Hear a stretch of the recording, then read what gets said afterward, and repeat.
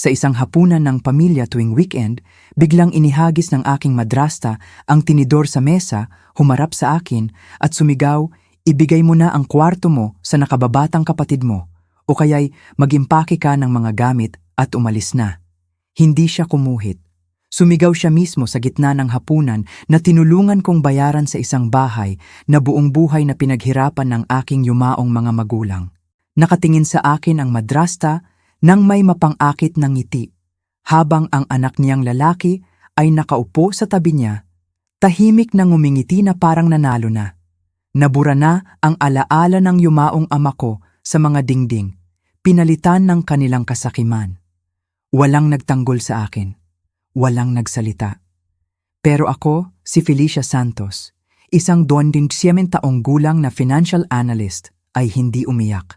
Hindi ako nagmakaawa, ni hindi ako nag-aksaya ng hininga sa pakikipagtalo sa mga taong inakala ang aking pasensya bilang kahinaan.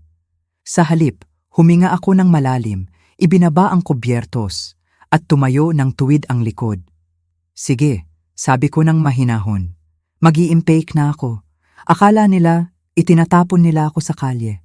Hindi nila alam na habang abala sila sa pagiging Panginoon ng bahay ko, hawak ko na ang mga susi sa sarili kong kalayaan at isang legal na sorpresa na magwawasak sa kanilang komportableng mundo magpakailanman.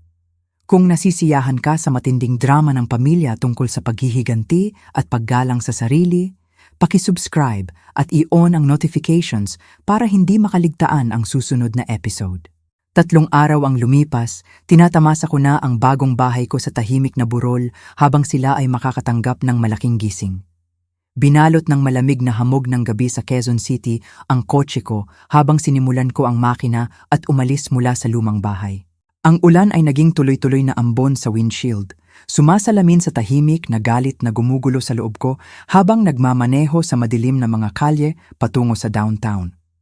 Pumarada ako sa driveway ng isang boutique hotel, nagbook ng kwarto para sa gabi, at dinala ang 2 maleta paitaas ng hindi lumilingon. Nang isara ang mabigat na pintong oak sa likod ko, tuluyang nawala ang nakakasuffocate na ingay ng kasakiman ng madrasta sa ganap na katahimikan. Naupo ako sa gilid ng queen-sized na kama, tinanggal ang sapatos at binuksan ang laptop sa desk upang kunin ang buong kontrol sa buhay ko. Bilang senior financial analyst, ang mga numero ang naging angkla ko sa panahon ng kaguluhan. Dahil hindi tulad ng mga walang utang na loob, ang mga numero ay hindi kailanman nagsisinungaling. Nag-log in ako sa personal banking application upang suriin ang pangunahing high-yield savings account na pinaghirapan kong buuin piso-piso sa loob ng mga taon ng disiplina. Ipinakita ng screen ang balanse na 12,000. Isang halagang nagawa kong protektahan sa kabila ng patuloy na pagsagot sa mga gastusin ng sambahayan sa nakaraang 2 taon. Mula nang pumanaw ang ama ko, tahimik kong nilunok ang lungkot at pinasan ang pinansyal na pasanin ng bahay ng mag-isa bilang paggalang sa kanyang alaala. Ako ang nagbayad ng taunang real property tax, sumagot sa magastos na pagkukumpuni ng bubong, at humawak sa bawat utility bill habang si Gloria at ang anak niya ay naninirahan doon ng walang upa. Ang pasensya ko ay pinakilos ng hangal na pag-asa na ang pagpaparangal sa ama ay nangangahulugang pangangalaga sa tahanan ng pamilya, pero ang malupit na ambisyon nila sa hapunan ang nagpatanto sa akin na pinupunduhan ko lang ang sarili kong kahihiyan. Isinara ko ang banking tab at binuksan ang personal messages. Nag-scroll pabalik sa isang link na ipinadala noong nakaraang linggo ng matalik kong kaibigan, si Antoinette Reyes.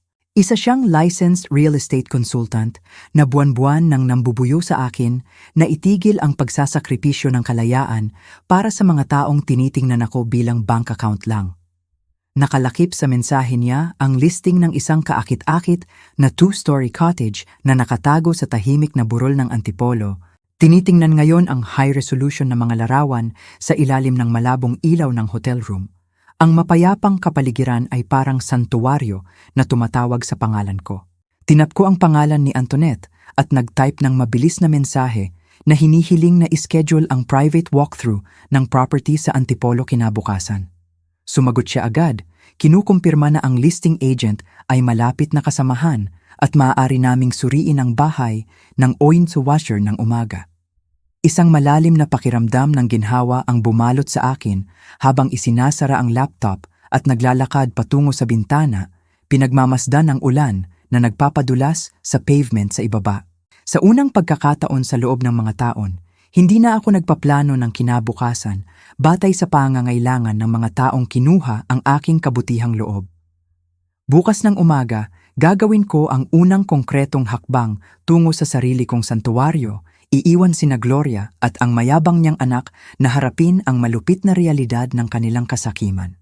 5 araw ang lumipas, may mainit na tasa ng kape sa kamay at nagmaneho pataas ng Antipolo upang tapusin ang closing procedures at kunin ang mga susi ng bagong bahay. Ang maagang hamog ay nakabitin ng mababa sa paikot-ikot na mountain roads, nagbibigay ng mapayapang pilak na belo sa matataas na evergreen pines na nakahanay sa driveway. Matapos makumpleto ang wire transfer para sa down payment at pirmahan ang final escrow documents, ibinigay sa akin ng listing agent ang set ng brass keys ng may magalang na pagbati. Binuksan ko ang pintuan at pumasok sa maluwag na living room kung saan ang natural na sikat ng araw ay dumadaloy sa floor-to-ceiling windows at nagbibigay liwanag sa polished hardwood floors. Lumabas ako sa malawak na wooden deck, nakinig sa mahinahong kaluskos ng pine needles sa malamig na hangin ng Rizal. Nakaramdam ng malalim na katahimikan na hindi ko naranasan sa loob ng mga taon.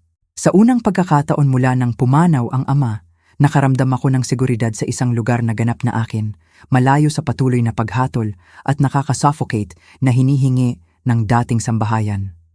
Nang hapon ding iyon, bumaba ako pabalik sa business district upang dumalo sa scheduled meeting kasama ang state attorney ko, si Ati Arturo Mendoza. Ang opisina niya ay nasa tahimik na brick building na may mga leather-bound legal volumes, sumasalamin sa matalas na presisyon ng isang lalaking humawak ng complex property litigation sa loob ng 3 dekada. Matapos magkamayan ng mainit at umupo sa mga armchair sa kabila ng desk, ibinigay ko sa kanya ang Manila folder na may original deed ng bahay ng pamilya kasama ang death certificate ng ama. Ipinaliwanag ko kung paano kinuha ni Gloria ang buong kontrol sa residensya. Pagkatapos pumanaw ang ama, tinatrato ang property bilang personal na imperyo habang hinihingi na mag-impake ako at umalis sa sarili kong kwarto. Inayos ni Arturo ang salamin, maingat na sinuri ang land registry records at hinila ang mga state inheritance statutes sa computer monitor upang i-verify ang legal title history. Humilig siya sa leather chair, inilagay ang panulat sa desk at tumingin sa akin ng may ganap na propesyonal na kalinawan. Ipinaliwanag niya na dahil namatay ang ama ng walang tiyak na hiwalay na testamento, ang intestate succession laws ng Pilipinas ang nagtakda na ang residential property ay automatikong pag-aari ng magkasama ng mga surviving descendants ng ama at ng asawa. Dahil ang bahay ay orihinal na binili ng biological parents ko bago ang ikalawang kasal, ang legal stake ko sa property ay 50% ng total appraised market value. Mariing tiniyak ni Arturo na si Gloria ay walang legal na autoridad na magpaalis sa akin sa premises ni walang sole ownership rights sa estate. Ang pagdinig sa mga tiyak na numero ay nagkumpirma na ang mga taon ng tahimik na pasensya ay nagbigay sa kanya ng maling pakiramdam ng karapatan sa isang asset na hindi niya talaga pagmamay-ari. Tinitigan ko ng diretso si Arturo at inutusan siyang mag-draft agad ng formal legal notice na humihiling ng opisyal na resolusyon sa estate. Sumang-ayon kaming iharap kay Gloria ang 2 tuwirang legal options. Alinman ay kailangan niyang mag-secure ng financing para bilhin ang 14,000 equity stake ko sa loob ng 30 araw o ilalagay ang property sa open market para sa court-ordered public sale. Tumango ng may pag-apruba si Arturo na sinabi na dahil sa kanyang kawalan ng independent income at mahinang credit, ang buyout ay halos imposible, kaya ang sale ay hindi maiiwasan. Pinirmahan ko ang retainer agreement nang may matatag na kamay, alam na opisyal nang gumagalaw ang legal wheels upang wasakin ang ilusyon niya ng kapangyarihan. 4 na araw pagkatapos lumipat sa bagong bahay, paulit-ulit na nag-vibrate ang phone ko ng mga demanding text messages mula kay Gloria. Walang hiyang nagpadala siya ng detalyadong shopping list ng prime cut steaks, imported wines, at mamahaling custom birthday cake para sa paparating na party ni Paolo, hinihingi na mag-transfer agad ako ng 10,000 para sa groceries. Ang tono niya ay may parehong mayabang na inaasahan na may utang ako sa kanila ng financial support dahil lang sa pag-iral sa ilalim ng tinuturing niyang bubong. Tinitingnan ang notification sa screen habang nakaupo sa tahimik na sunroom. Nakaramdam ako ng alon ng malamig na detachment na pumalit sa natitirang tolerance na pinanatili ko sa mga taon. Nag-type ako ng maikli at direktang sagot. Sinabihan siya na kung gusto nilang mag-host ng magarbo na party, bayaran nila ang gastos gamit ang sarili nilang pera. Nang hindi naghihintay ng sagot, binuksan ko ang online banking application upang suriin ang authorized user accounts na nakalink sa primary credit card ko. Sa mga huling buwan ng ama, idinagdag ko sina Gloria at Paulo bilang secondary card holders sa account ko para lang humawak ng emergency household purchases at medical groceries. Nakalimutan kong alisin ang permissions nila sa kaguluhan ng paglipat, kaya tahimik silang nag-charge ng daan-daang libong piso buwan-buwan para sa personal na luho sa gastos ko. Sa ilang mabilis na taps sa phone screen, permanenteng binawi ko ang authorized user access at kinansela agad ang parehong physical cards. Agad na nag-update ang system, ginawang ganap na walang silbi ang plastic cards nila bago pa nila mapagtanto na natapos na ang walang hanggang gravy train. Wala pang isang oras, nagsimulang tumunog ng malakas ang phone ko mula kay Paulo na nakatayo sa high-end specialty grocery checkout counter. Nagsimula siya ng galit na tirade sa sandaling sinagot ko. Sumisigaw na tinanggihan ng 2 beses ang card niya sa harap ng mahabang pila ng mga pasyenteng customers. Hinihingi niyang malaman kung bakit sinisira ko ang birthday preparations at sumisigaw na obligado akong ayusin agad ang banking glitch para matapos niyang bayaran ang luxury items. Nakinig ako sa frantic rant niya ng ganap na tahimik bago sumagot ng mahinahon na walang glitch at opisyal nang tapos ang financial sponsorship ko sa lifestyle niya. Tinapos ko ang tawag habang sumisigaw pa siya sa kawalan ng paniniwala, tumangging makipag-engage sa childish anger niya.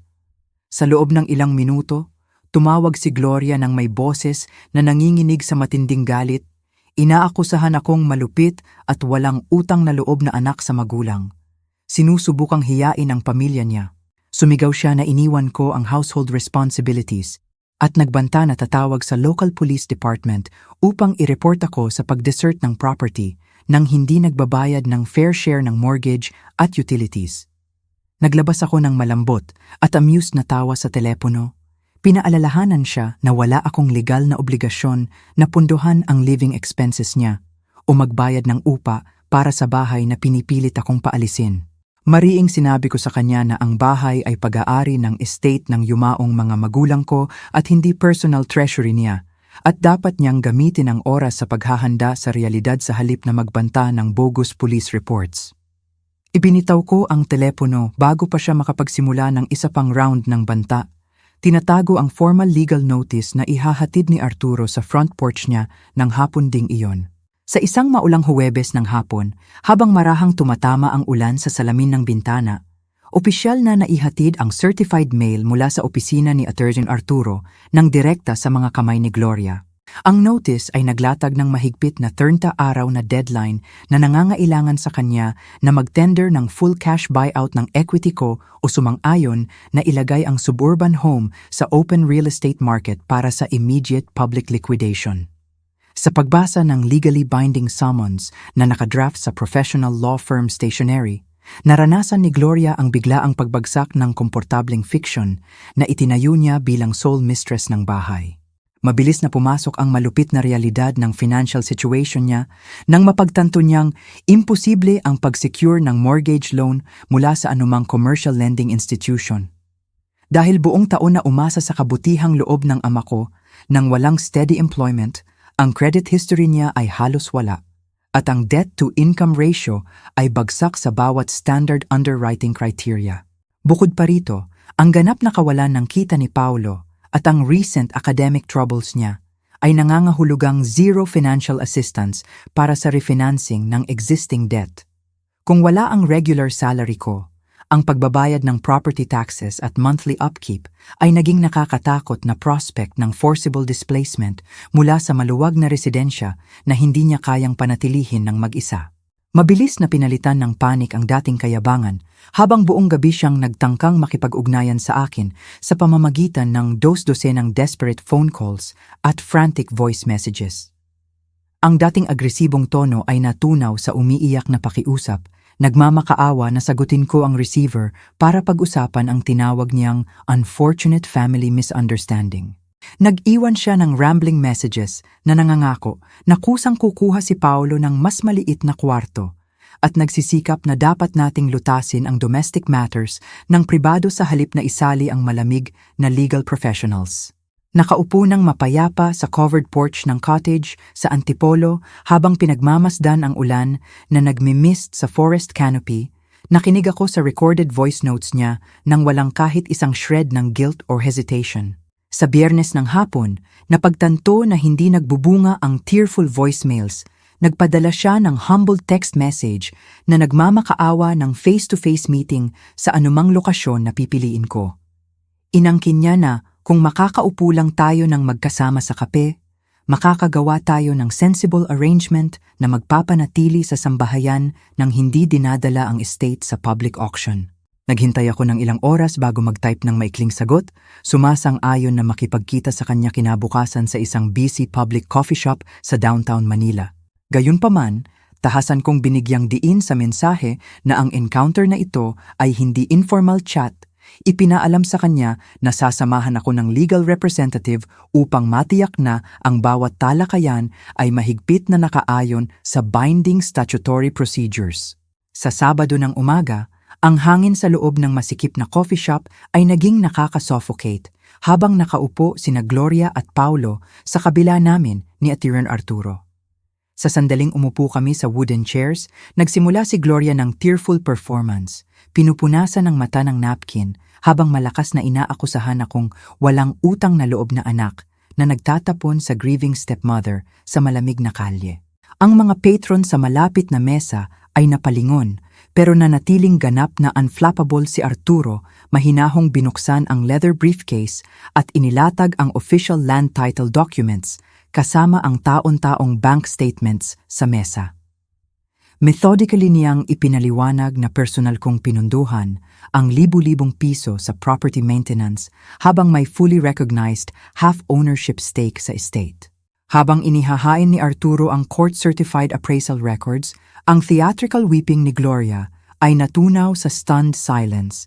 Ang melodramatic act niya ay ganap na na-expose sa ilalim ng bigat ng indisputable legal facts. Bago pa siya makapagsimula ng isa pang round ng emotional manipulation, inabot ko sa purse ang formal auto lease cancellation notice at isinilid ng diretso sa mesa papunta kay Paulo. Mahinahon kong ipinaalam sa kanya na tinatapos ko ang monthly lease agreement sa sedan na minamaneho niya sa loob ng 2 taon, isang account na rehistrado exclusively sa pangalan ko at binabayaran sa personal bank account ko. Namutla si Paulo. Sumigaw na kailangan niya ang sasakyan para sa daily commute at inangkin na wala akong karapatan na kumpiskahin ang primary mode of transportation niya nang walang advance warning. Tinitigan ko siya ng diretso sa mata, pinaalalahanan na ang kotse ay pag-aari ng credit profile ko at hiniling na ibigay agad ang key fob maliban kung gusto niyang i-report ko ang sasakyan bilang unauthorized property. Nag-aatubili, nanginginig ang kamay sa galit. Inihulog ni Paulo ang car keys sa mesa, napagtanto na opisyal nang tapos ang mga araw ng pagsakay sa financial coattails ko. 3 linggo ang lumipas, opisyal na na-liquidate ang suburban home sa pamamagitan ng mabilis na real estate transaction. Walang verified employment at may terrible credit scores, flatly tinanggihan siya ng bawat respectable housing development. Pinilit sina Gloria at Paulo na pumirma ng lease para sa cramped, outdated 2-bedroom apartment na matatagpuan sa malayong labas ng bayan. Ang biglaang downgrade mula sa maluwag na suburban residence tungo sa maingay at rundown complex ay nagdulot ng mapaminsalang suntok sa fragile pride niya. Sinira ang delusion of luxury na pinanatili niya sa gastos ko. Sa loob ng bagong cramped quarters, mabilis na sumabog ang toxic resentment sa pagitan ng ina at anak habang ang daily stress ng pamumuhay sa tight budget ay sinira ang anumang harmony na natitira. Mapait na sinisi ni Paulo si Gloria sa mayabang na asal sa hapunan, sumisigaw na ang kasakiman niya ang nagkakahalaga sa kanila ng magandang bahay, free luxury vehicle at komportableng lifestyle. Desperado sa financial lifeline, nagpadala si Gloria sa akin ng serye ng humbling text messages, nagmamakaawa ng monthly allowance upang matulungan sa upa at nagmamakaawa ng kapatawaran sa ilalim ng guise ng family solidarity. Nakaupo ng komportable sa tahimik na bahay ko, binasa ko ang mahahabang desperate paragraphs niya nang walang kahit isang bakas ng pagsisisi. Tinap ko ang settings icon sa phone at permanenteng binlock ang number niya kasama si Paulo. Pinutol ang connection minsan at magpakailanman. 3 buwan ang lumipas, ang mainit na sikat ng umaga ay tumago sa layer ng hamog, nagbibigay liwanag sa maluwag na bakuran sa harap ng bahay ko sa Burol. Nakaupo ako sa expansive cedar deck, kasama si Antoinette, tinatamasa ang sariwang kape habang tumitingin sa panoramic views ng lambak na nakalatag sa ibaba. Ang malamig na hangin ng bundok ay may dalang sariwang amoy ng pine needles, pumapalit sa lingering anxiety ng nakaraan ng malalim na pakiramdam ng tahimik na kasiyahan. Ngumiti ng mainit si Antoinette habang inaayos ang sunglasses. Sinabi kung gaano ako ganap na nagbago mula nang kunin ang buong kontrol sa financial destiny. Tinitingnan ang sunlit horizon. Alam kong ang paglayo sa toxic family obligations ang naging pinakamakapangyarihang desisyon sa buong buhay ko. Kanina sa linggong iyon, nagpadala si Arturo ng final administrative update tungkol sa complete legal settlement ng estate ng mga magulang ko. Sa pamamagitan ng professional network niya, nabanggit niya na pinilit si Paulo na mag-withdraw sa university courses pagkatapos mawala ang financial allowance, kumuha ng grueling full-time job bilang restaurant server upang bayaran ang basic bills. Si Gloria ay katulad na nahihirapan makapagpatuloy, nagtatrabaho ng exhausting night shifts bilang retail cashier para lang masagot ang monthly rent sa maliit na suburban apartment. Hinalisan ng kita ng ama ko at ng walang hanggang financial backing ko, ang malupit na realidad ng real-world expenses ang dumurog sa arrogant expectations nila. Pinilit silang harapin ang direktang bunga ng sariling entitlement. Ang shared living situation nila ay naging continuous bitter arguments habang walang tigil silang nagsisisihan sa pagkawala ng luxury na kinuha nila ng walang pasalamat. Isang malalim na alon ng peaceful closure ang bumalot sa puso ko habang nakikinig sa final resolution ng kwento nila. Matagumpay kong pinarangalan ang yumaong mga magulang sa pamamagitan ng pagprotekta sa legacy na pinaghirapan nilang buuin, tumangging hayaang wasakin ng predatory greed ang kinabukasan ko o pahinain ang self-respect. Sa pamamagitan ng paninindigan laban sa emotional guilt at pagtatatag ng unbreakable legal boundaries, nakuha ko muli ang financial sovereignty at inner dignity. Ang tunay na legacy ng ama ay hindi kailanman inilaan bilang goldmine para sa mga walang utang na loob na kamag-anak. Ito ay inilaan upang bigyan ako ng kapangyarihang bumuo ng ligtas, marangal at independent na buhay sa sarili kong mga termino. Nakaupo sa sunlit sanctuary, napapaligiran ng kagandahan ng kalikasan, alam kong lubos na ipagmamalaki ng mga magulang ang lakas na natuklasan ko sa loob ko. Kumuha ako ng mabagal na sipsip ng kape, nakaramdam ng ganap na kaginhawaan mula sa anino ng nakaraan, alam na hindi na ako titingin pabalik. Nagpatupad ako ng mahigpit na patakaran ng absolute non-contact, tinitiyak na walang karagdagang manipulative messages or bad faith pleas ang makakapasok sa peaceful perimeter ng buhay ko. Ang paglalakbay ko ay hindi na tinukoy ng mistreatment na naranasan ko, kundi ng tahimik na kumpiyansa ng isang babaeng alam ang worth niya at nag-iingat sa boundaries. Sa hinaharap, ang enerhiya ko ay gugugulin exclusively sa pagpapalago ng career, pag-aalaga sa genuine friendships at pagtatamasa ng peaceful home na pinaghirapan ko sa pamamagitan ng sariling resilience. Itinaas ko ang ulo, handang yakapin ang boundless possibilities ng kinabukasan na itinayo ganap sa kalayaan, self-respect at absolute peace.